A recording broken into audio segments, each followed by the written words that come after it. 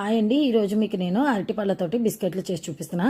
ఇప్పటివరకు ఎవరు చూపించలేదండి. ఇదే ఫస్ట్ టైం చేసి చూపిస్తున్నా.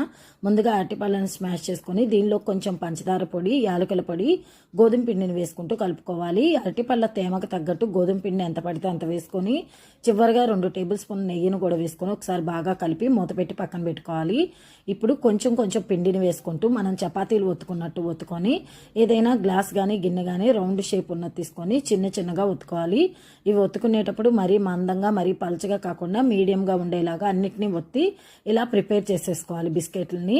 ఇప్పుడు బిస్కెట్లు వేయించుకోవడానికి డీప్ ఫ్రైకి సరిపడా ఆయిల్ని బాగా వేడి చేసుకొని దీనిలోకి బిస్కెట్లను వేసుకుంటూ 2 వైపులా గోల్డెన్ బ్రౌన్ కలర్ వచ్చే వరకు వేయించి తీసుకోవాలండి. నిజంగా చాలా అంటే చాలా టేస్టీగా ఉంటాయి.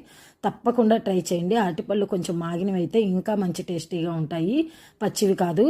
ఇవి అస్సలు ఆయిల్ అయితే ఒక్కరో కూడా పీల్చలేదండి, చాలా బాగున్నాయి. Thank you for watching.